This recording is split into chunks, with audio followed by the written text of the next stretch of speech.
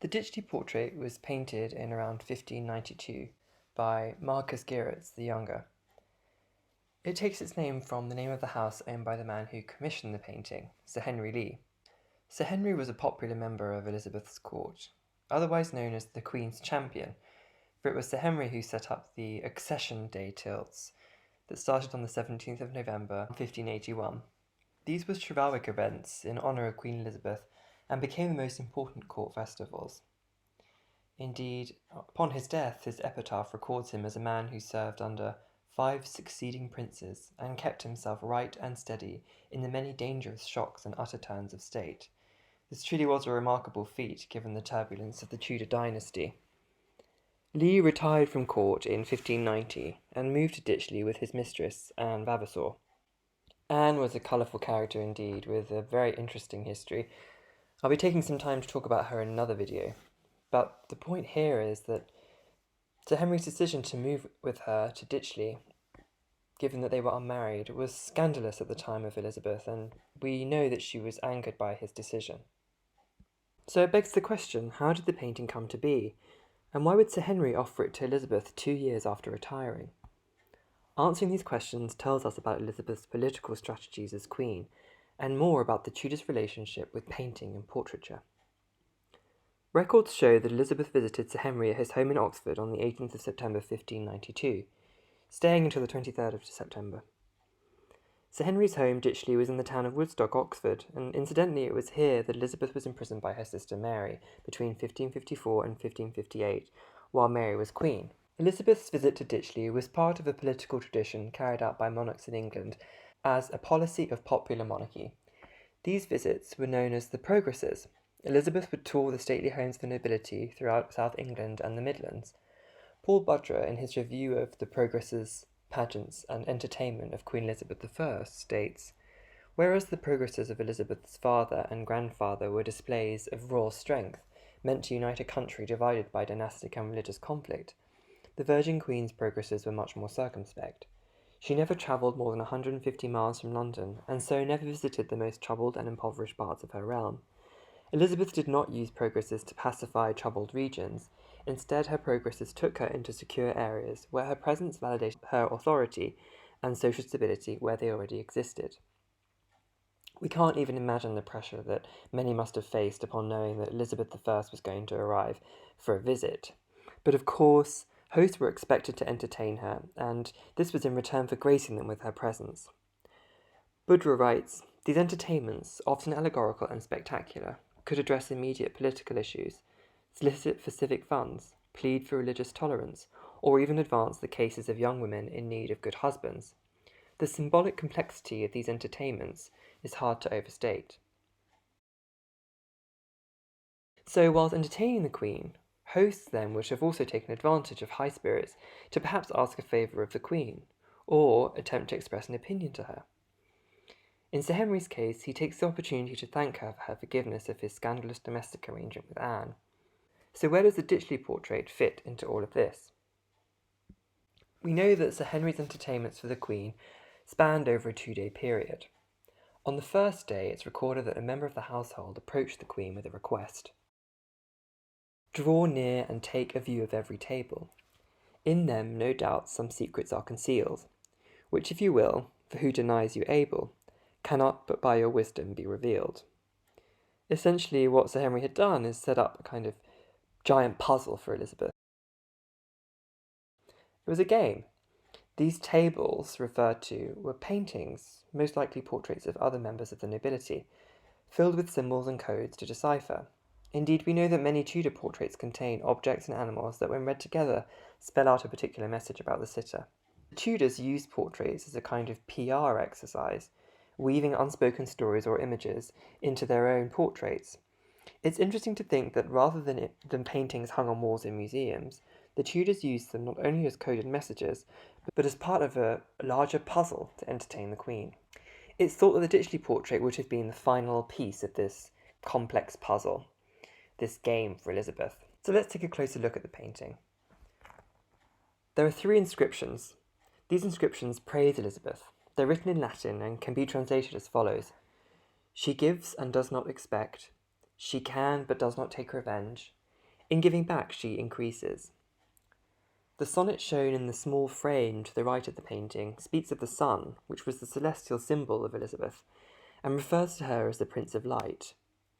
Parts of the sonnet were lost when the painting was cut, but we can restore most of it given the rhyming scheme of the sonnet. Some areas are tricky to work out still, but I'll try my best. The Prince of Light, the sun by whom things live, of heaven the glory, and of earth the grace, hath no such glory as of grace to give.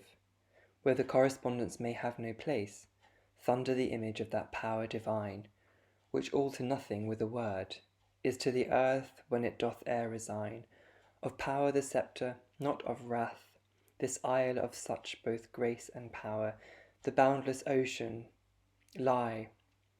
Prince, they'll, rivers of thanks return for springs, rivers of thanks still to that ocean flow, where grace is grace above, power, power below. I think this sonnet's fascinating. It combines ideas of grace with power. It describes a sense of femininity, but also a sense of majesty. Sir Henry's thanks and Elizabeth's power and grace encompass the earth, the sun, the ocean, flowing rivers. These elementary ideas and images match perfectly with the portrait image itself. As mentioned, Elizabeth is shown standing atop a map. We know it's a map because it's derived from Christopher Saxton's map of England and Wales, published in 1583. An amusing detail shows Elizabeth's silken slipper poised perfectly next to Oxford, the location of the visit's entertainment. But of course, more can be read into how she is presented. The curved images of the map present Elizabeth as standing on top of the world. At another glance, considering this, she appears a giant amongst men, towering over us all in a display of power and control. Indeed, grace, if we think of Sir Henry's description. The little boats seem to emphasize this point, as they float around at her feet. The contrasting weather behind her seemingly presents the idea that, come rain or shine, Elizabeth reigns in all her majesty, not subject to the earthly esteem of anyone else. It really is the ultimate compliment from Sir Henry. And it's here, of course, where we see that the meaning of this painting, not just relying on the text, details of its composition, when read together, give us a fascinating insight into expressions of Elizabeth's power that encompass the complexity of gender criticism. Elizabeth ultimately appears as a planet, reigning with total sovereignty over England. This celestial expression of power celebrates her capability and strength, and can be found in other details in the painting.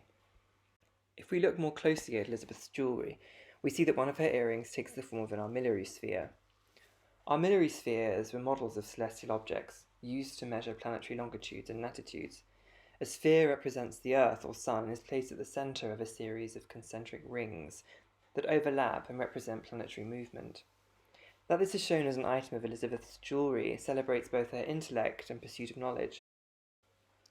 More of the jewellery in the image, again, not only alludes to Elizabeth's wealth and position, but the hundreds of pearls used to trim her dress symbolise her eternal chastity, but her also otherworldly image, with pearls making reference to Cynthia, the Greek goddess of the moon.